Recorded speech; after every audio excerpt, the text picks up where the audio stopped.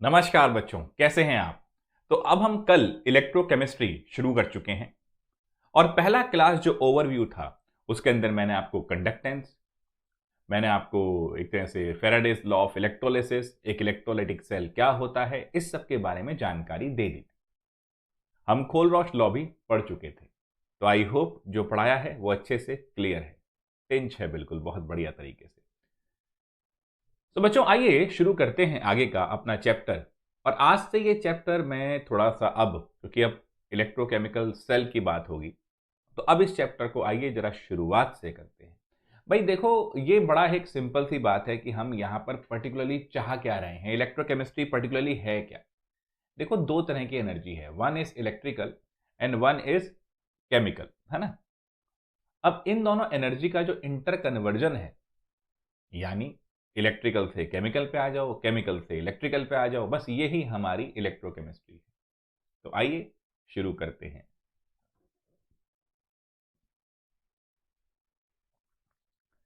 तो बच्चे सबसे पहले इलेक्ट्रोकेमिस्ट्री का जो हम देखते हैं कि भाई अब इस चैप्टर को आरंभ करते हैं पुनः विस्तार के साथ, इलेक्ट्रो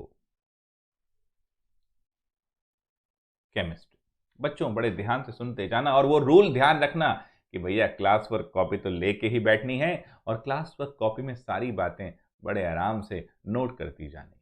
बड़ा ही अच्छा चैप्टर है, बड़ा आसान चैप्टर है। एक बात आपको बता दूं, पर्टिकुलरली जेई के केस में, देखिए ट्वेल्थ में तो बोर्ड में तो ये इंपॉर्टेंट है ही, बट पर्टिकुलरली जेई वाले केस में भी इससे दरअसल बहुत अच्छे क्वेश्चन आ जाते हैं। क्योंकि फिजिकल केमिस्ट्री में आपने देखा सॉल्यूशन स्ट्रेट फॉरवर्ड है। भाई चार कोलिगेटिव प्रॉपर्टी है, उन चारों के फॉर्मूले हैं, आई लगाओ, काम करते चले जाओ। और हाँ, आपको मैंने बताया भी था संडे को एक वर्कशॉप वाला वीडियो आ रहा है। वर्कशॉप वाला वीडियो मतलब देखो, ये अपने आप में डिफरेंट टाइप ऑफ क्वेश्चंस कैसे उनको सॉल्व करेंगे, क्या उनकी स्ट्रेटजी होती है और कैसे आंसर तक पहुंचते हैं, उस पर वो पूरा वीडियो है। तो इस संडे सॉल्यूशंस को हम उस तरह से समाप्त करेंगे, अच्छे तरीके से कर चुके हैं, अब आप लोग कर रहे हैं, आपको टाइम दिया है और डीपीपी ऑलरेडी हैं तो उसमें आप करते चले जाइए। तो चलिए बच्चों, इलेक्ट्रोकेमिस्ट्री में आगे बढ़ते हैं डिटेल के साथ इस चैप्टर में। अभी आप ओवरव्यू देख चुके थे, अब देखो है क्या ये chapter. This is what we can define it. Wire को जरा इधर करेंगे। Study of interconversion of electrical energy and chemical energy. ये एक सिंपल सा आपने चीज को समझना है। अब बच्चों यहां पर जिक्र आएगा भाई सेल क्या होती है। आइए जरा देखते हैं, क्योंकि इलेक्ट्रोकेमिकल सेल की तरफ पढ़ोगे। तो बेटा सेल है क्या। देखो आप इंटर कन्वर्ट कर रहे हो, तो इंटर कन्वर्ट करने के लिए कोई ना कोई तो डिवाइस यूज करोगे। एक, अब कपड़े धोने के लिए वॉशिंग मशीन है, सामान रखने के लिए फ्रिज है ताकि ठंडा रखे। तो ऐसे ही इनके इंटर कन्वर्जन के लिए कोई डिवाइस तो यूज करोगे, उसी को सेल कहते हैं। तो this is the device used for the inter conversion of electrical and chemical energy. बड़े ही ध्यान से सुनना बच्चों, और आपको एक बड़ी कमाल की चीज इस चैप्टर में समझ में आएगी। क्या ये अर्थ भी एक इलेक्ट्रोकेमिकल सेल है। देखो बहुत सारे साइंटिस्ट अगर आप सर्च करेंगे तो ऐसा बोलते हैं कि हम एक कंप्यूटर सिमुलेशन में हैं। क्या मतलब है बच्चों, यानी हम एक बहुत बड़े कंप्यूटर गेम का हिस्सा हैं। बहुत ही अजीब सी बात है ना। लेकिन अगर सही मायने में हम केमिस्ट्री को या साइंस को धीरे धीरे स्टडी करना शुरू करते हैं तो ये बात लाजमी सी मालूम होती है, मतलब ये लगता है कि हाँ ऐसा है। देखो सॉलिड स्टेट के वीडियोस भी, अब उसमें जब हम बात करेंगे तो वहाँ आपको पता लगेगा कि देखो किस तरीके से एक मोबाइल काम कर रहा है, वो कैसे एक सॉलिड स्टेट डिवाइस है और कैसे कैसे चीज़ें डिफरेंट हो रही हैं। भाई अगर आप एक लैपटॉप यूज़ कर रहे हैं तो आपने सुना ही होगा एसएसडी के बारे में, तो वहाँ पर भी वो चीज़ आती है। तो यहाँ पर भी अगर हम देखें तो ये ऐसा कॉन्सेप्ट है, तो क्या अर्थ एक इलेक्ट्रोकेमिकल सेल है? इस क्वेश्चन का आंसर भी आपको इन्हीं वीडियोस में मिलने वाला है। तो बड़ी लगन से एक एक बात को सुनिए, जरूरी है आपका फोकस, जो मैं हमेशा कहता हूं। आइए। तो बच्चों ये सेल एक डिवाइस है। बेटा इस चैप्टर में पढ़ क्या रहे हैं कि किस तरीके से केमिकल एनर्जी और इलेक्ट्रिकल एनर्जी में आपस में एक संबंध हम बना सकते हैं, कैसे इनको एक दूसरे के अंदर इंटर कन्वर्ट कर सकते हैं। अब उसके लिए जो डिवाइस, जो यंत्र यूज कर रहे हैं वो सेल है। तो अब सेल होता क्या है? भाई दो टाइप का सेल है, one is electrochemical, second is electrolytic. तो अब सेल को हम दो पार्ट में डिवाइड करेंगे।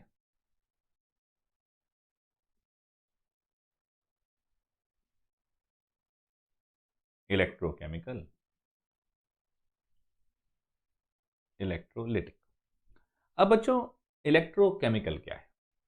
केमिकल एनर्जी को इलेक्ट्रिकल एनर्जी में कन्वर्ट करता है।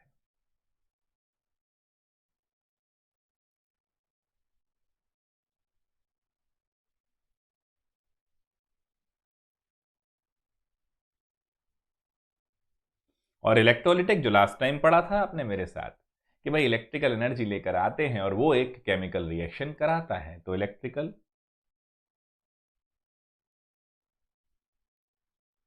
Energy into chemical.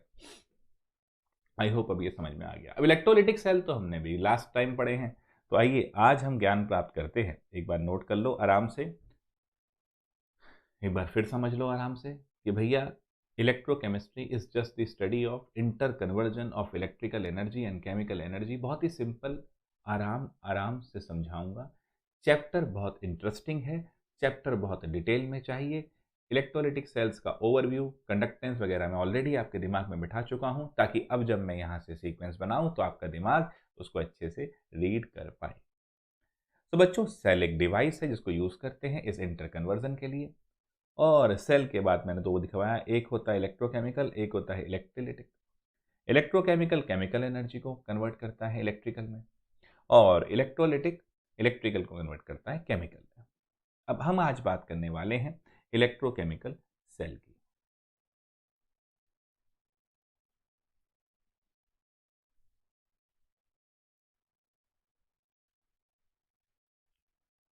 भाई एनर्जी ट्रांसफॉर्मेशन है। अब हम ये भी जानते हैं दोस्तों कि थर्मोडायनेमिक्स के हिसाब से ना तो हम एनर्जी बना सकते हैं, ना हम एनर्जी खत्म कर सकते हैं, कंजर्व है भैया एनर्जी। वो जो बचपन से एक लाइन बोलते चले आ रहे हैं, energy can neither be created nor be destroyed but can be transform from one form to another, भैया उसी की बात तो चल रही है। अब जरा सुनना, हो क्या रहा है, कोई भी एक स्पॉन्टेनियस रिएक्शन है। अब थर्मोडायनेमिक्स में एक चीज आती है,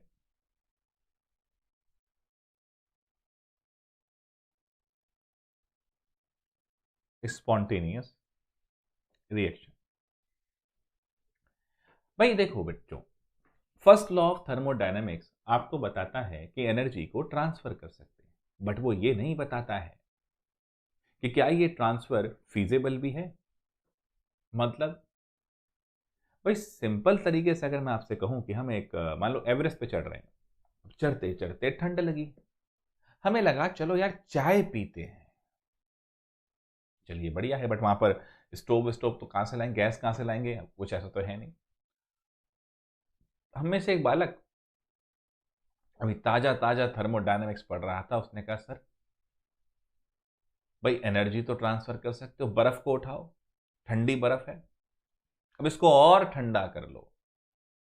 तो ठंडी बर्फ को और ठंडा कर लिया तो उसमें से हीट निकल जाएगी, उस हीट को चाय बनाने के लिए यूज कर लो। फर्स्ट लॉ के हिसाब से तो बात जम रही है। बट क्या ऐसा हो सकता है? क्या ठंडी बर्फ को और ठंडा करके हम हीट निकाल के चाय बना सकते हैं? नहीं, ऐसा नहीं होता। फर्स्ट लॉ के हिसाब से एनर्जी ट्रांसफर हो रहा है, मान लिया, परंतु एक फीजिबिलिटी होती है। हीट हमेशा गर्म से ठंडे की तरफ जाती है, ठंडे से और ठंडा करना तो अजीब सी बात हो जाती है। अब ये जो फीजिबिलिटी की बात मैंने करी है, ये सेकंड लॉ में समझाई जाती है। और क्योंकि कोई रिएक्शन अपने आप हो रही है तो वो एनर्जी लूज करती है, और जब वो एनर्जी लूज होती है तो उस पार्ट को आप किसी भी फंक्शन में यूज कर सकते हो। तो number one thing is spontaneous reaction. So in a simple word, spontaneous reactions are self occurring reactions. So these are self occurring reactions. अपने आप हो जाती हैं भाई साहब। अब अपने आप क्यों हो जाती हैं? वो भी आपको थर्मो में पता था, क्योंकि वो लोएस्ट एनर्जी लेवल पे आना चाहती हैं और मैक्सिमम रैंडमनेस पे। अब इन दोनों के विचार आपने थर्मो में पढ़ लिए होंगे। अब इलेक्ट्रो में हम वहां से क्या उठा रहे हैं? हम देखते हैं क्या कोई ऐसी स्पॉन्टेनियस केमिकल रिएक्शन है जिसके अंदर इलेक्ट्रॉन मूव कर रहे हैं।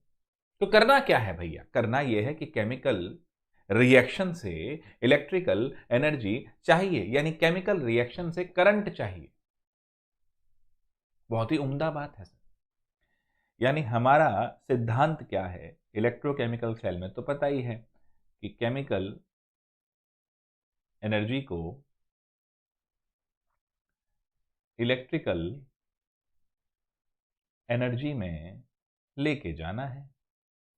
इसका मतलब ये हुआ कोई ऐसी रिएक्शन को ढूंढ के निकालना है जहां पर इलेक्ट्रॉन का मूवमेंट हो। सही बात है सर, ये तो बड़ी आसान बात है, ये तो हम बचपन से पढ़ते आ रहे हैं। हमने कहा क्या भैया, क्या बात पता है कि सर जब भी कभी किसी मोर एक्टिव मेटल को किसी लेस एक्टिव मेटल के इलेक्ट्रोलाइटिक सॉल्यूशन में डालेंगे तो लेस एक्टिव मेटल डिस्प्लेस कर देगा कौन? More active metal.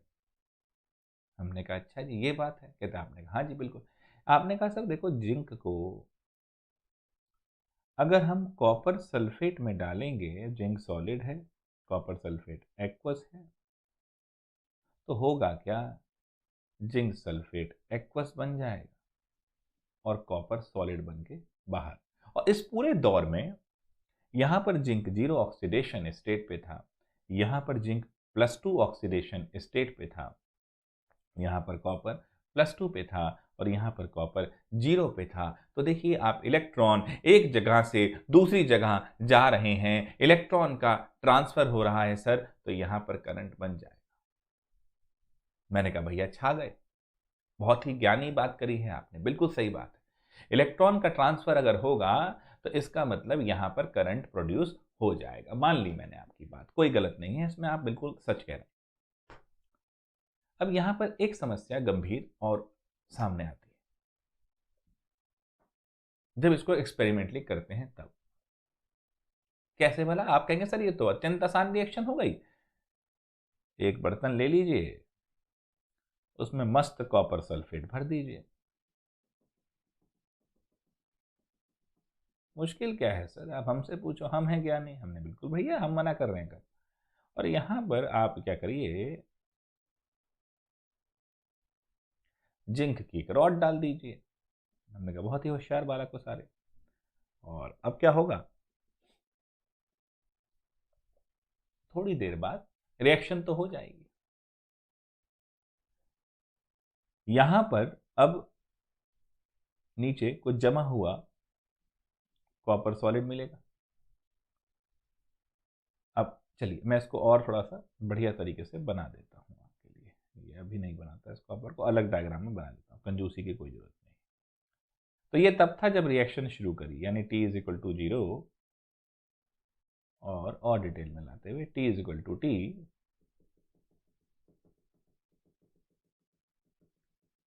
यानी जब ये रिएक्शन हो गई है और यहां पर कॉपर भाई साहब आ गए हैं,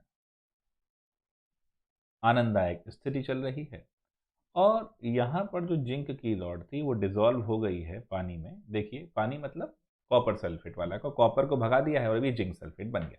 ये रिएक्शन हो गई और मैं इस उम्मीद में यहाँ पर वायरिंग वायरिंग करके बैठा था कि भाई साहब मुझे इलेक्ट्रिकल एनर्जी मिलेगी और मैं अपना मोबाइल चार्ज कर लूंगा। बैटरी डिस्चार्ज हो चुकी थी, बट क्या मैं मोबाइल चार्ज कर पाऊंगा इस रिएक्शन में? नहीं। अजी क्यों नहीं कर पाए भैया आप मोबाइल चार्ज? क्योंकि इलेक्ट्रॉन तो ट्रांसफर हुआ ही होगा, क्योंकि आपने कहा था ना ये रिएक्शन तो होगी होगी। और जैसा आप मुझे कह ही रहे थे कि सर ये तो अत्यंत आसान प्रक्रिया है, इसमें से तो आराम से इलेक्ट्रॉन ट्रांसफर हो जाएंगे और उस एनर्जी को बढ़िया तरीके से हम लोग यूज कर लेंगे। बत्ती बुझ गई, हुआ ही नहीं। अच्छा ऐसा क्यों नहीं हुआ है? ऐसी रिएक्शन से क्यों नहीं हम कर सकते? देखिए यहां जो एनर्जी निकली है इस केमिकल रिएक्शन से वो हीट लॉस में चली गई। निकली तो जरूर, रिएक्शन एक्सोथर्मिक थी, बट वो सारा हो गया हीट लॉस। क्योंकि हमारे पास कोई भी ऐसा तरीका नहीं हमने यहां ढूंढा जो उस निकलती हुई हीट को सही तरीके से चैनलाइज करके करंट बनाया जा सके। ठीक वैसे ही बच्चों, जैसे आप पढ़ने बैठते हो, बट जब आप पढ़ने बैठते हो तो आप बहुत कुछ करना चाहते हो, बहुत कुछ चाहते हो, करते नहीं हो। यह भी बड़ा मैटर बात है। चाहना एक अलग बात है। जैसे यहां पर रिएक्शन हुई, हम चाह रहे थे कि मोबाइल हमारा चार्ज कर दे ये रिएक्शन, परंतु ऐसा हुआ नहीं, क्योंकि जो एनर्जी निकली उसको सही से हम चैनलाइज नहीं कर पाए और वो सब वेस्ट हो गई। ठीक वैसे ही आप बहुत सारी चीजें करने चले और अल्टीमेटली वो सारा एफर्ट खराब कर देते हो। शायद मैंने पहले भी वो जिक्र किया है उस राजा वाला, कि मैं हमेशा कहता हूं कि रिवीजन बहुत इंपॉर्टेंट है। आप लोग गलती क्या करते हो? मैं ये भी कवर कर लूं, मैं ये भी कवर कर लूं, मैं ये किताब भी खरीद लूं, मैं यूट्यूब पे ये वीडियो भी देख लूं, मैं इसको भी कर लूं, मैं उसको भी कर लूं, अंत में कुछ नहीं होता है गुरु। क्योंकि तैयारी रिवीजन से होती है, तैयारी फोकस करके सिंगल पॉइंट सोर्स पे जाने की होती है, जो हम लोग आपको दे रहे हैं। तो अब यहां पर भी हीट लॉस हो गए, यहां पर भी जो एनर्जी निकली इसको चैनलाइज नहीं कर पाए हम। तो अब हमें करना क्या है? हमें इस एनर्जी को चैनलाइज करने का कोई तरीका ढूंढना है। तो आइए ढूंढते हैं। हमने अब क्या किया,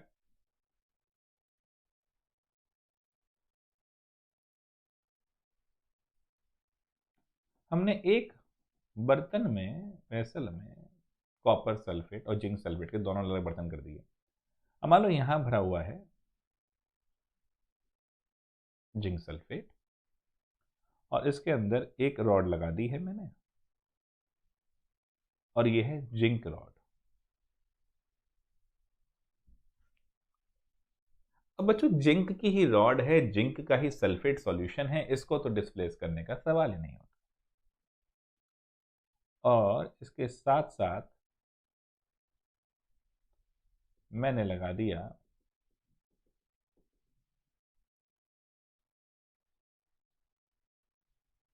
कॉपर सल्फेट और ऊपर से ये कॉपर की रॉड।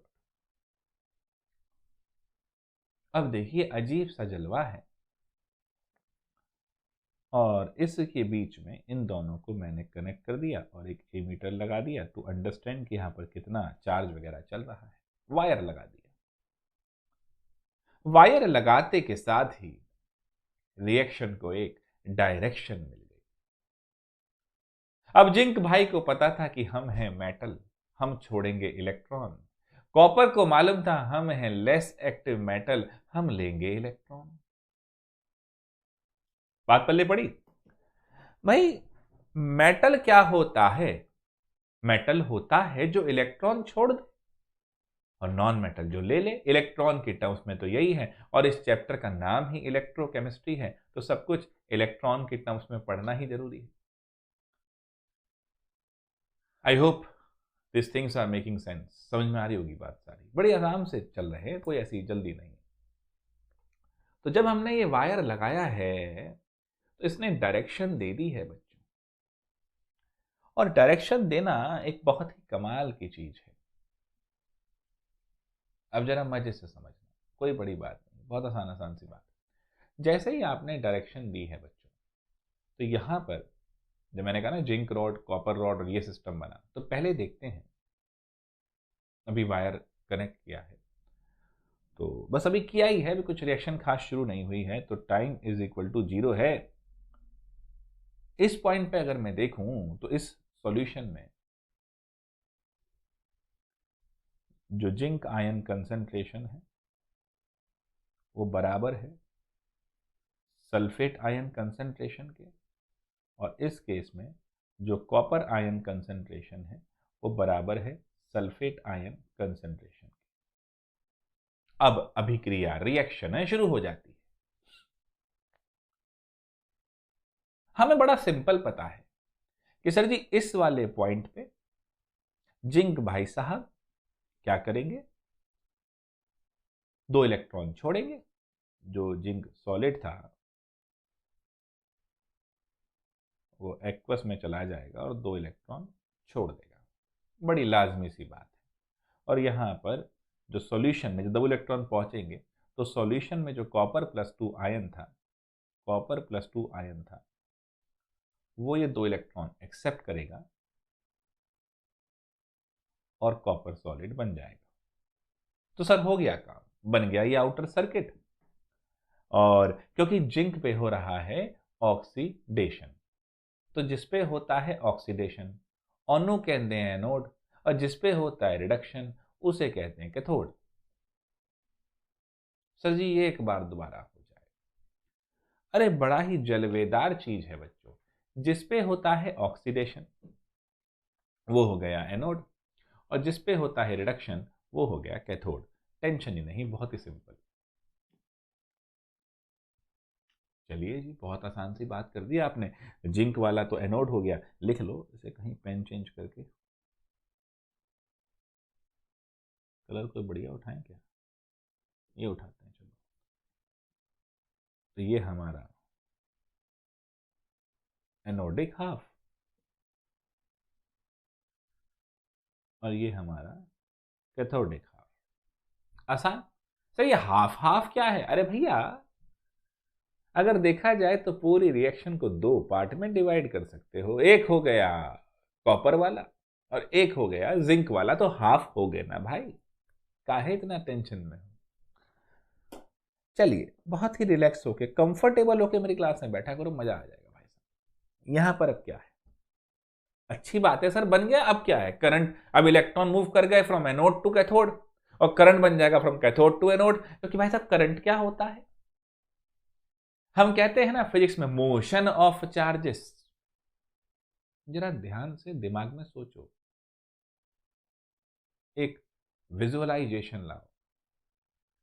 एक बड़ा रेगिस्तान है और बहुत सारे घुड़सवार घोड़ों पर उस पर दौड़ते चले जा रहे हैं from this direction to this direction. तो रेत उड़ेगी from this direction to this direction. अगर ए टू बी घोड़े दौड़ रहे हैं तो रेत कहां उड़ेगी, बी टू ए। वो उनके दौड़ने के इंपैक्ट की वजह से उड़ रही है मेरे भाई। चार्जेस का जो इंपैक्ट ऑफ मोशन है उसका जो रिजल्ट है वो करंट है। तो अगर इलेक्ट्रॉन जा रहा है एनोड टू कैथोड तो करंट बनेगा कैथोड टू एनोड। ये बात अपने जहन में बैठाए रखो। आ गई ना बात मोमेंटम की, हमने तो गुरु कहा ही था जब हमने m is directly proportional to charge बताया था कि पूरी 11th की फिजिक्स मास बेस्ड है तो पूरी 12th की चार्ज बेस्ड, और दोनों में भयंकर इंटर रिलेशन है। समझने वाला दिमाग कहेगा ये तो सेम ही बात है, आओ लिंक करते हैं, और वही दिमाग टॉप पे पहुंचेगा। देख रहे हैं हर चीज को मैं लिंक करता चला जाता हूं। ऐसे आप भी कर सकते हैं, डूब के पढ़ना पड़ेगा। तो होता है पढ़ना, चलो पढ़ रहे हैं, पढ़ा रहे हैं, पढ़ रहे हैं। एक होता है इमर्शन। इमर्शन मतलब बेटा उसमें ही डूब जाना। सक्सेस चाहिए तो इमर्शन वाला सेक्शन चाहिए। तो ये हमारे पास दो चीज हो गई हैं। हम बड़े खुश थे कि हमने ये मस्त सेल बना दिया है और अब तो मज़ा ही आ गया है। करंट बनने लगा, देखा तो भैया थोड़े ही सेकंड बाद बत्ती बुझ गई, रिएक्शन रुक गई। अब ये क्या गजब हो गया भैया। जैसे तैसे तो प्रोसेस शुरू किया था, जैसे तैसे तो माहौल बनाया था और माहौल की बत्ती लग गई। अब क्या करें? ये तो बड़ी उलझन है। कोई उलझन नहीं ना, सिंपल सच्चा कॉन्सेप्ट लेके चलते हैं। समस्या देखते हैं क्या हुई होगी, तभी तो समाधान निकालेंगे। साइंस तो है ही इसी बात की बात। अब गंभीरता से देखना शुरू करा। हो क्या रहा था कि जब ये जिंक रॉड से दो इलेक्ट्रॉन जा रहे थे और जिंक इस तरह बन रहा था, तो ये जिंक इस सॉल्यूशन में एंट्री मार रहा था। तो उस केस में T is equal to T पर जिंक प्लस 2 आयन की कंसंट्रेशन सल्फेट आयन की कंसंट्रेशन से इस सॉल्यूशन में ज्यादा हो रही थी। समझे? अरे भाई, जब जिंक प्लस 2 इस इलेक्ट्रोलाइटिक सॉल्यूशन में प्रवेश करेगा तो ये तो तय है कि जिंक प्लस 2 की कंसंट्रेशन ज्यादा होनी ही है। इसमें काहे की शंका। चलिए, अब क्या करें गुरु, ये तो मामला ही गड़बड़ हो रहा है। जिंक प्लस 2 आयन की कंसंट्रेशन बढ़ रही है, तो सर गड़बड़ क्या हो रहा है? बढ़ रही है, बढ़ने दो। अबे यार एक बात सोचो, पहला Zn प्लस 2 आयन सॉल्यूशन में आया और दो इलेक्ट्रॉन यहां भेजे गए। दूसरा Zn प्लस 2 आया, दो और भेजे गए। लेकिन अब सॉल्यूशन में जो पोलैरिटी है वो पॉजिटिव हो चुकी है। यहां पर तो देखिए न्यूट्रल थी।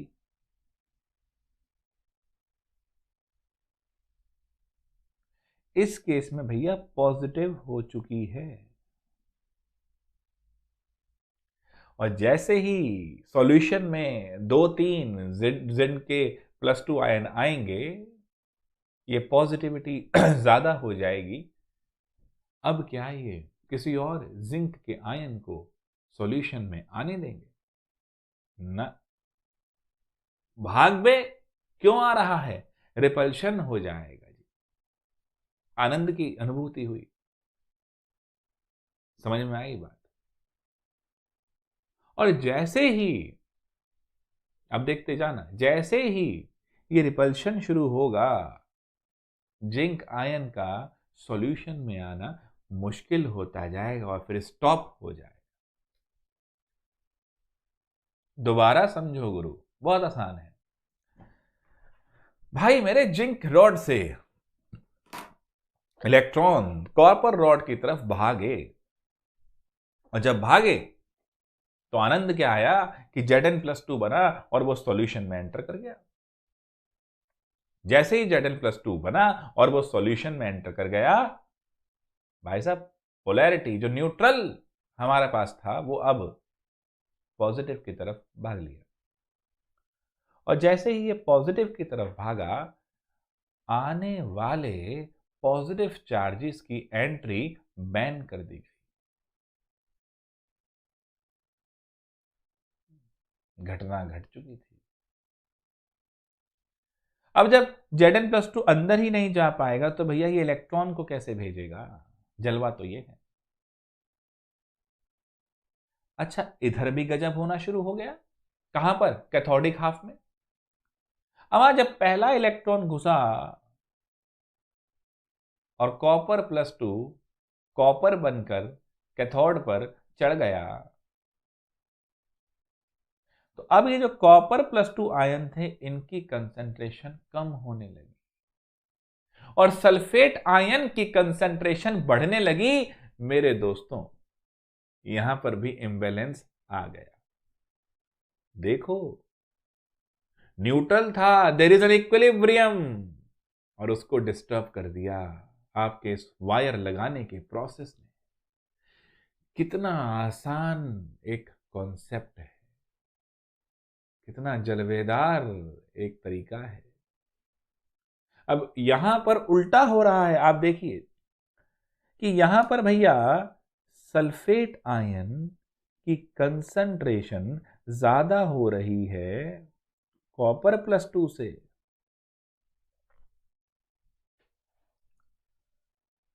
तो यहां पर नेगेटिव पोलैरिटी आती चली जाएगी और आने वाले इलेक्ट्रॉन को लात मार के भगाती चली जाएगी। कितना आसान लॉजिक है गुरु।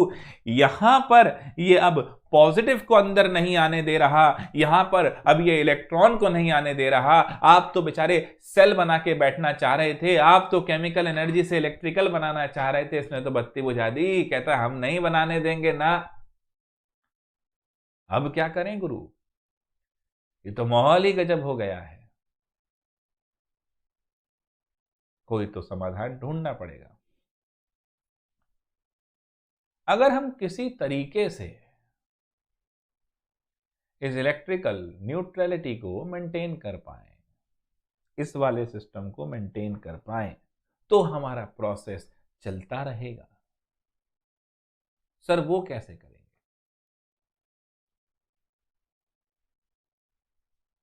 वो इस तरह कर सकते हैं कि जब Zn+2 इस सॉल्यूशन में आए तो प्लस लेके आ रहा है, और उसके उस प्लस चार्ज की वजह से ही तो प्रॉब्लम है। अगर किसी तरह उसके उस प्लस चार्ज को नेस्तनाबूद कर दिया जाए, उसके प्लस चार्ज को खत्म कर दिया जाए, तो फिर से इलेक्ट्रिकल न्यूट्रलिटी मेंटेन रहेगी। और दूसरी तरफ अगर जो बड़े हुए सल्फेट के नेगेटिव चार्ज को न्यूट्रलाइज नेस्तनाबूद कर दिया जाए, तो वहां पर भी भाई मेरे यही चलता रहेगा। सर कहीं ना कहीं आप इक्विलिब्रियम को मेंटेन करने की बात ही तो कर रहे हैं। हाँ जी भैया, वही कर रहे हैं। हम चाहते हैं कि ये इलेक्ट्रिकल न्यूट्रलिटी मेंटेन रहे। मजा ये है। अब क्या कर सकते हैं, कैसे ये इलेक्ट्रिकल न्यूट्रलिटी मेंटेन करनी है? इसके लिए हमारे दिमाग में एक चीज आई कि जैसे ही जरूरत पड़े जिंक को +2 लेके नीचे आने की, वहां पर उसको नेगेटिव मिल जाए, और जैसे ही जरूरत पड़े कॉपर को, जैसे ही +2 में गया सल्फेट को, वहां पर भी उसको मिल जानी चाहिए। इसके लिए हमने फिर क्या किया,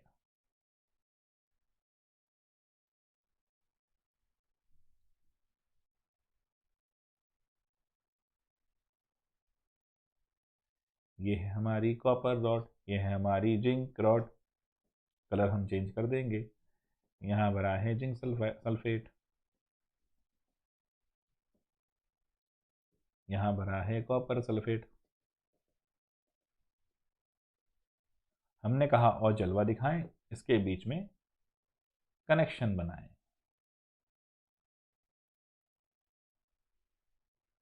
ये हम बच्चों एक उल्टी सी ट्यूब ले ली हमने, और क्योंकि उल्टी ट्यूब ली है तो उसके अंदर जो माल होगा वो गिर सकता है, तो उसको ब्लॉक करने के लिए हमने यहां पर लगा दिए हैं कॉटन प्लग। और क्योंकि कॉटन प्लग लगाए हैं तो भैया पोरस तो हो ही गया है। अबे रुई है गुरु, तो बीच में जगह तो होगी ही, डिफ्यूजन तो हो ही सकता है गुरु। तो these are your cotton plug.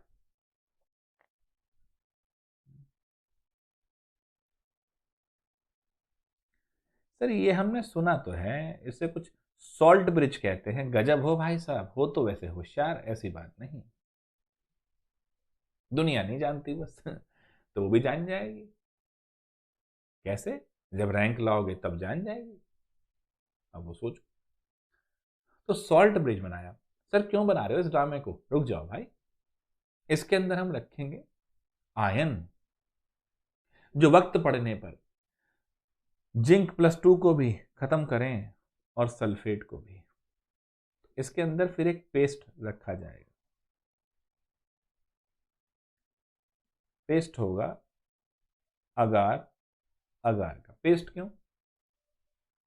ताकि आयंस को थोड़ी तरह कंट्रोल किया जा सके और जरूरत पड़ने पर ही भेजा जा सके। और इसके अंदर ही डाल दिया हमने एक इलेक्ट्रोलाइटिक सॉल्यूशन K+ और Cl-।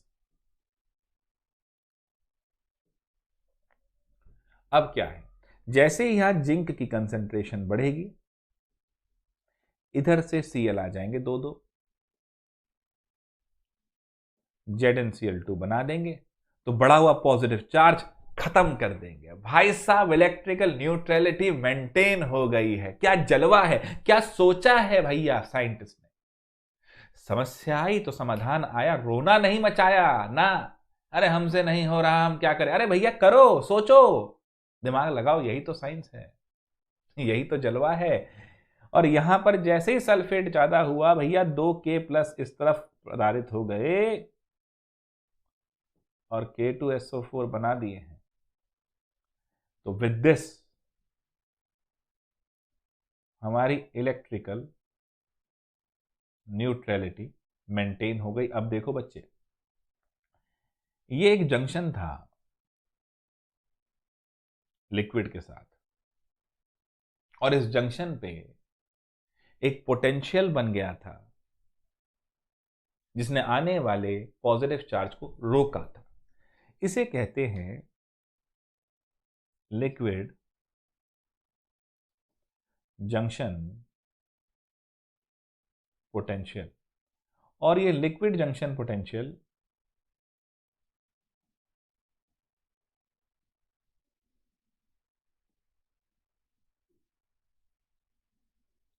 एक पोटेंशियल बैरियर होता है। एक बैरियर होता है जो आने वाले चार्ज को रोकता है, आने नहीं देता ना भैया, नहीं आने देंगे, छोड़ेंगे नहीं आपको, बैठे रहो वहीं पर। एक बैरियर है जो आने वाले चार्ज को ब्लॉक करेगा।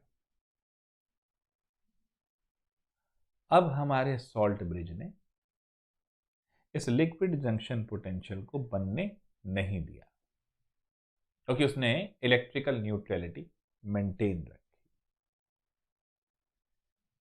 किसी भाई को कोई दिक्कत यहां तक? तो अब because of this salt bridge जो हमने कनेक्ट कर लिया इस तरीके से, इसके कनेक्शन की वजह से हमारी रिएक्शन जो तार वाली थी वो चलती रहेगी, काम बढ़िया रहेगा, कोई दिक्कत नहीं आएगी। तो हम यहां पर भी इसको दिखा सकते हैं। थोड़ा सा वो रॉड मैंने पास बना दी है, बस बढ़िया, आनंद आ गया। तो अब क्या होगा जी, कुछ सारे पॉइंट्स जो मैंने बताए हैं इनको जरा लिख लेते हैं। लिक्विड पोटेंशियल बैरियर भी है, और जरा नोट्स इंग्लिश में आपको बढ़िया लिखवा देते हैं। चलिए बच्चों, लिख लो, all points can be summarised as number 1। ये जो इलेक्ट्रोकेमिकल सेल है जिसका आपने बोला है, इन्हें कुछ और नामों से भी पुकारा जाता है। वो नाम क्या है? Electrochemical cells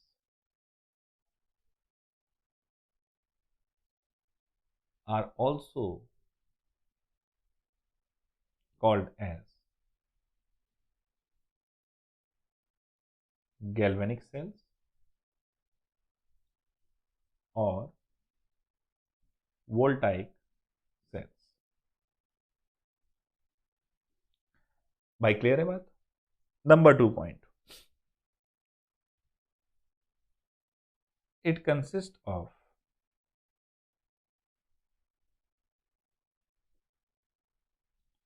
two half cells,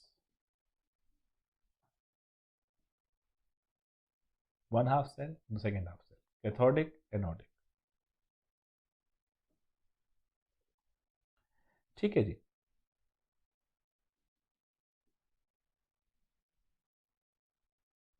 reactions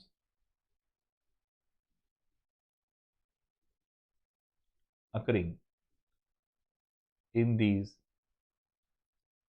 half cells are called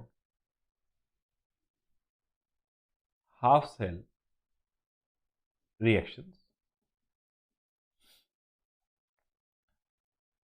and बच्चों हाफ सेल्स को ही ये भी एक हाफ सेल है,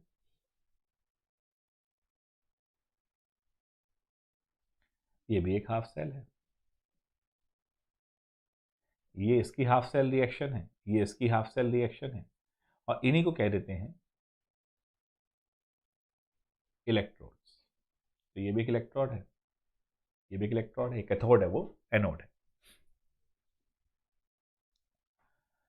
ठीक है, the electrode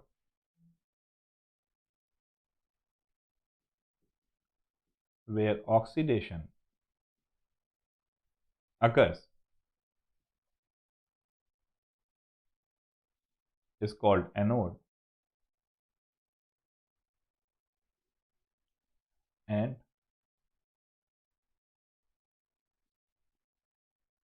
the electrode where reduction occurs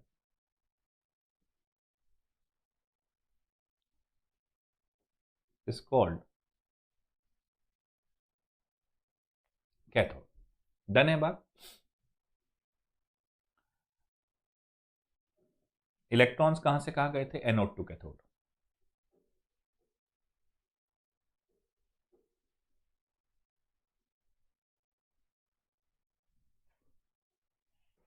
ये जरा देखना पड़ता ना, राइटिंग तो सही आ ही रही है, इलेक्ट्रॉन्स को हाँ सही आ रही है।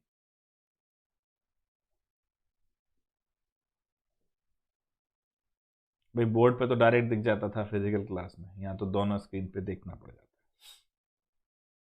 Anode to cathode. और करंट कहां से आएगा? Cathode to anode. अब ओवरऑल जो नेट रिएक्शन है, मैंने आपको कल भी कहा था इलेक्ट्रोकेमिस्ट्री रिडॉक्स के पापा हैं, तो एक बार क्लास 11 का रिडॉक्स रिवाइज कर लो, इसमें बड़ा मजा आएगा, एक्सपर्ट हो जाओगे। आयनिक इक्विलिब्रियम तो लगना ही लगना है, वो तो चलो मैं भी बताऊंगा, बट एक बार रिडॉक्स भी रिवाइज करो। ऑक्सीडेशन हाफ क्या है? पीछे लिखवाया था। रिडक्शन हाफ क्या है?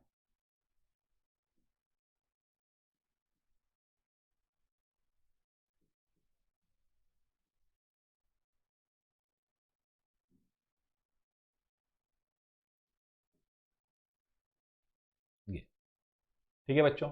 अब नेट रिएक्शन क्या हो जाएगी?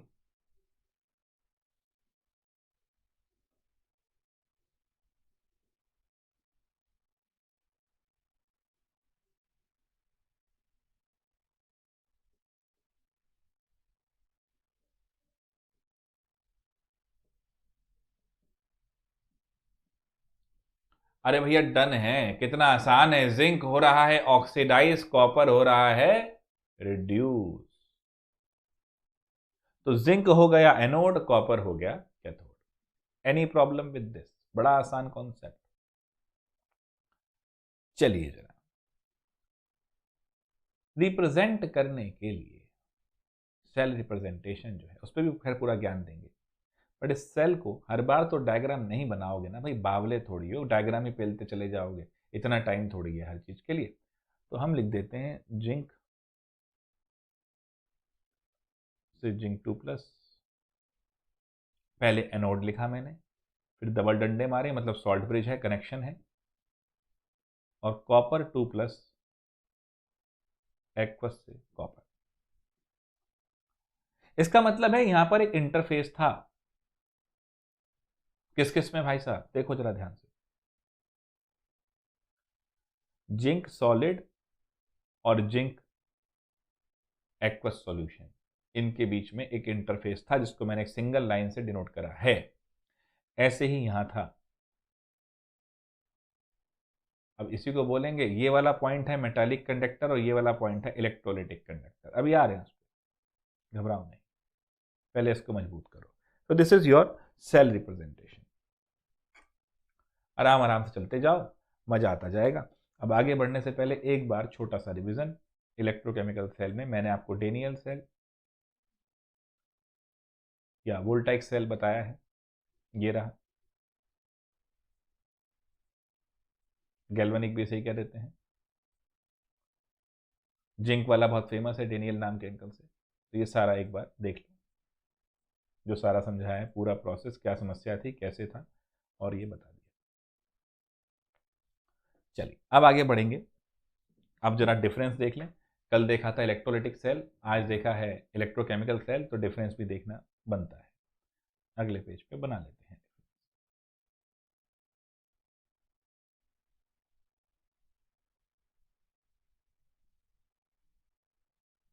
इलेक्ट्रोकेमिकल सेल डिफरेंस जब भी लिखेंगे बोर्ड में लाइन जरूर मारेंगे, पैराग्राफ में लिखेंगे नंबर भी आपको नहीं मिलेंगे।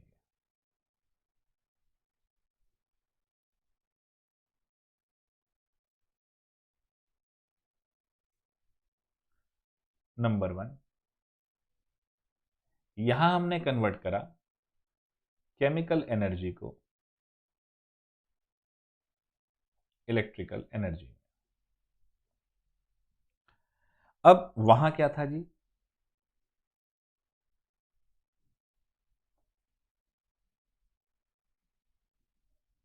कल ही तो करा है यार, इसमें काहे की इतनी टेंशन है। अब गैल्वेनिक सेल में एनोड जो होती है और इलेक्ट्रोलाइटिक सेल में एनोड जो होती है, उनमें क्या फर्क है। एक चीज सोचो, इलेक्ट्रॉन कहां से कहां गया गैल्वेनिक में। गैल्वेनिक में इलेक्ट्रॉन एनोड से कैथोड की तरफ गया, तो गैल्वेनिक में एनोड क्या हो गई भैया, नेगेटिव से पॉजिटिव की तरफ ही तो जाएगा ना यार गुरु। तो एनोड यहां पर नेगेटिव और कैथोड यहां पर पॉजिटिव। इसको जरा दिमाग में डालते हैं फिर से। भाई साहब,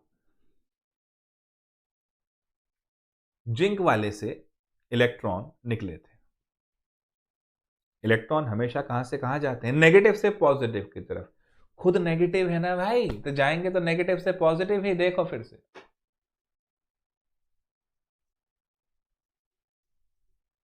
ये आया मस्त कलरफुल हमारा भाई। जिंक वाली रॉड से कॉपर वाली रॉड तक जिंक था क्या जिसने इलेक्ट्रॉन छोड़े। तब मेरे भाई एनोड क्या होगा इसमें, नेगेटिव, और कैथोड क्या होगा इसमें, पॉजिटिव। बस। इलेक्ट्रोलाइटिक में क्या था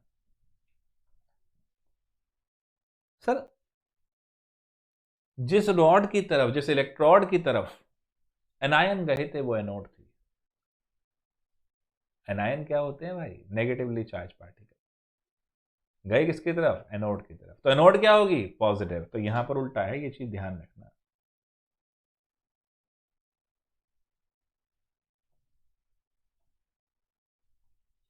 सोचो,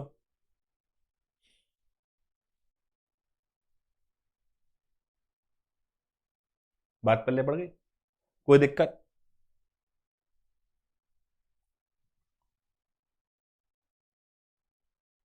अब एक चीज सोचो, इलेक्ट्रोलाइटिक सेल में सेम बर्तन में दोनों इलेक्ट्रोड फिट कर दी थी, यहां तो नहीं कर सकते भाई साहब। तो बोथ इलेक्ट्रोड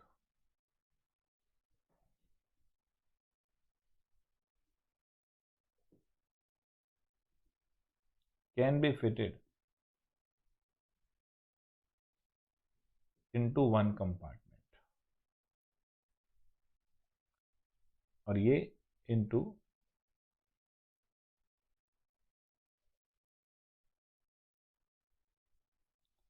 डिफरेंट कंपार्टमेंट्स। बहुत ही बढ़िया।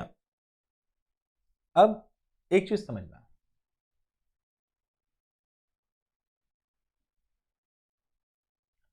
इलेक्ट्रोकेमिकल सेल में यहां तो चार्ज बन रहा है, Zn+2 बन रहा है। हाँ, कॉपर+2 यहां पर खत्म हो रहा है, यानी कॉपर+2 अगर देखा जाए तो डिस्चार्ज हो रहा है। डन है। कल वाले टॉपिक में हमें यह पता था कि एनायन जाते थे एनोड की तरफ डिस्चार्ज होने, कैटायन जाते थे कैथोड की तरफ डिस्चार्ज होने। तो इसका मतलब यहां पर तो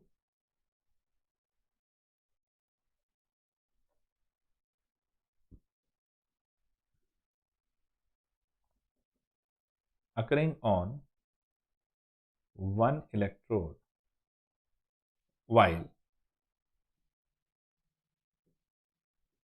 on both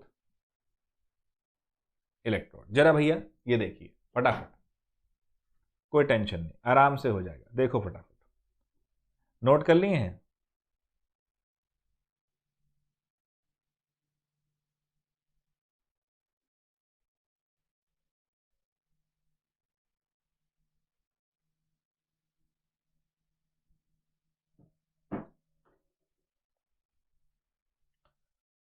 चलिए, तो इलेक्ट्रोकेमिकल सेल और इलेक्ट्रोलाइटिक सेल,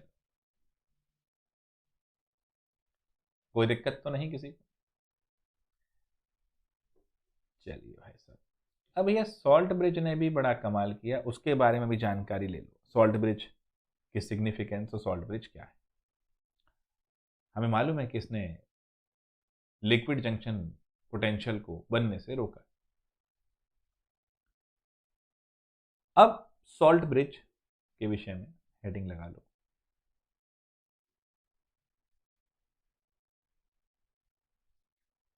इन्वर्टेड यूट्यूब है, यूट्यूब। अब बच्चों, यूट्यूब ऐसे लग गई, नीचे कॉटन प्लग लगाया था क्योंकि वो डिफ्यूजन तो कर दे बट ऊपर वाले माल को नीचे गिरने से रोके। अब इसके अंदर जो इलेक्ट्रोलाइट भरा है वो भी बड़ा कमाल का है, वो दोनों के इलेक्ट्रोलाइट से रिएक्ट नहीं करता। तो इन्वर्टेड यूट्यूब है और दो प्रॉपर्टी चाहिए, it's electrolyte is inert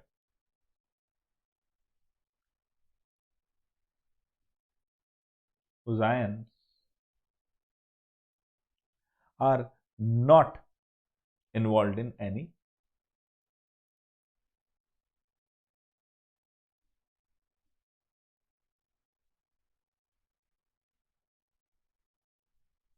electrochemical change। कौन कौन से सॉल्ट यूज कर सकते हो? KCl, KNO3 और अमोनियम नाइट्रेट एक्सेट्रा। आयनिक मोबिलिटी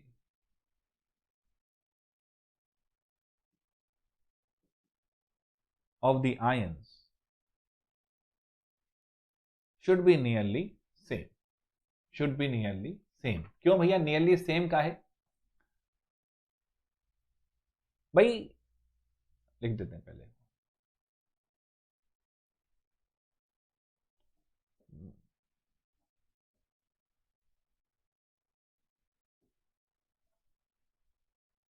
जरा देखो,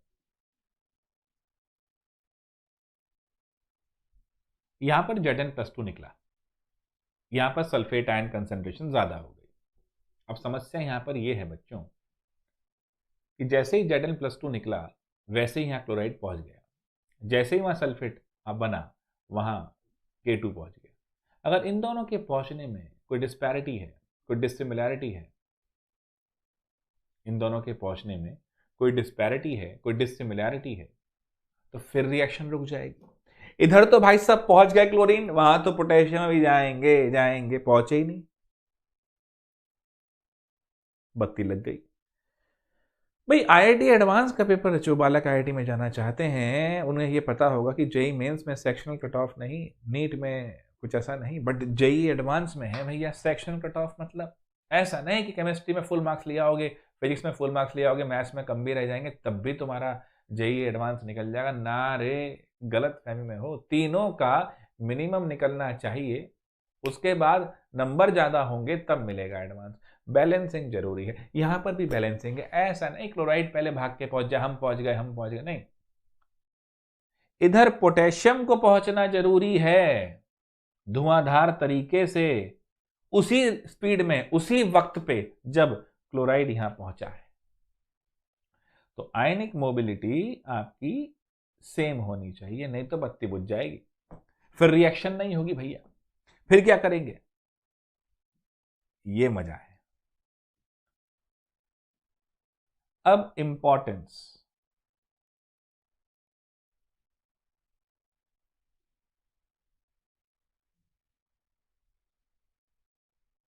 ऑफ साल्ट ब्रिज। अब बच्चों, सबसे पहले इसने क्या किया था, इसने दो हाफ सेल को कनेक्ट किया था।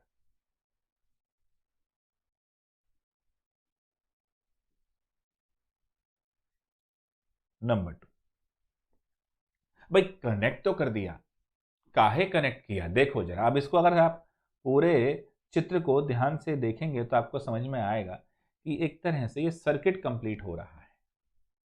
अरे करंट फ्लो कैसे करेगा अगर सर्किट ही नहीं कंप्लीट है? क्यों भैया, सर्किट समझ में आई बात? तो इट कंप्लीट्स द सर्किट।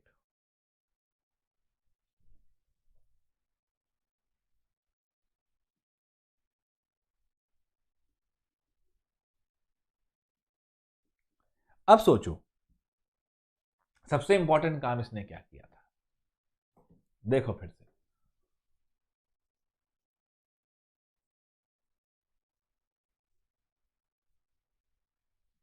इस चीज पे ध्यान दो।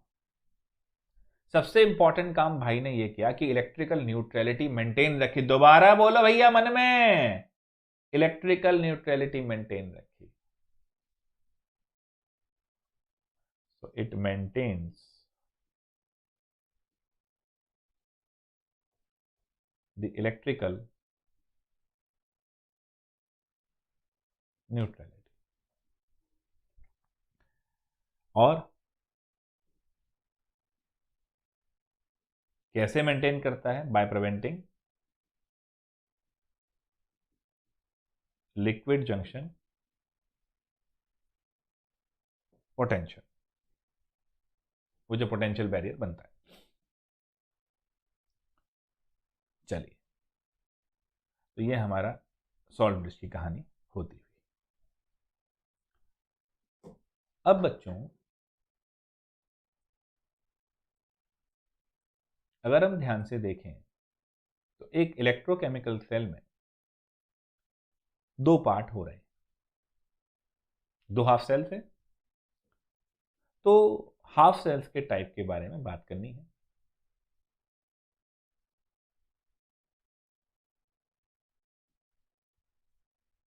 हेडिंग लगा लो, टाइप्स ऑफ हाफ सेल्स। क्योंकि भैया सेल को बनाया तो इन दोनों नहीं है ना, दोनों हाफ हाफ मिलके तो बनाएंगे। जैसे खाना खाने बैठते हो तो रोटी है तो सब्जी है, तो एक तरह से खाने के दो कंपोनेंट है, रोटी तो सब्जी। दोनों में से कोई भी अच्छा ना लगे तो आनंद नहीं आता, तो वही है।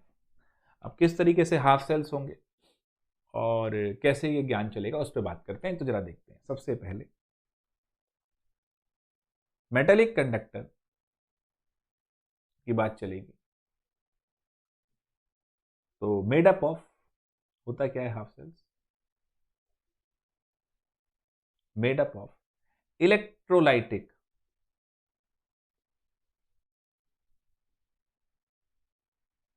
Conductor and electronic conductor. Electrolytic क्या है बच्चे? अब जरा दिखाता हूं आपको मैं दोनों चीज।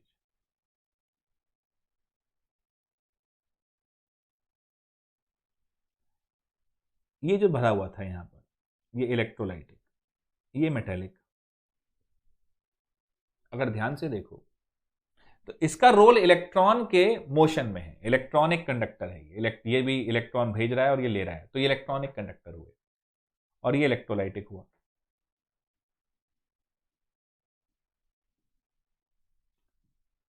तो इलेक्ट्रोलाइटिक क्या हो सकता है? एसिड हो सकता है, बेस हो सकता है, सॉल्ट हो सकता है। और यहाँ इलेक्ट्रॉनिक क्या हो सकता है? मेटल हो सकता है, गैस की बात भी करेंगे, और टू सम एक्सटेंड आपका ग्रेफाइट हो सकता है। इनकी बात चलेगी। जो प्रिडोमिनेंटली मैं आपको समझाऊंगा, metal in metal half cells, gas in gas half cells, metal metal insoluble salt half cells, और रिडॉक्स हाफ सेल्स। बड़ा मजेदार ये मुद्दा भी रहने वाला है। तो आज हमने इलेक्ट्रोकेमिकल सेल क्या होता है इलेक्ट्रोकेमिस्ट्री में, उसके बारे में जानकारी ली। ये सारा आपके सामने है। क्यों स्पॉन्टेनियस रिएक्शन चाहिए और क्यों इस तरह की स्पॉन्टेनियस काम नहीं कर सकती जहां पर हीट लॉसेस हो रहा है। उसके बाद मैंने बताया किस तरीके से पूरा पूरा एक फ्लो चलेगा।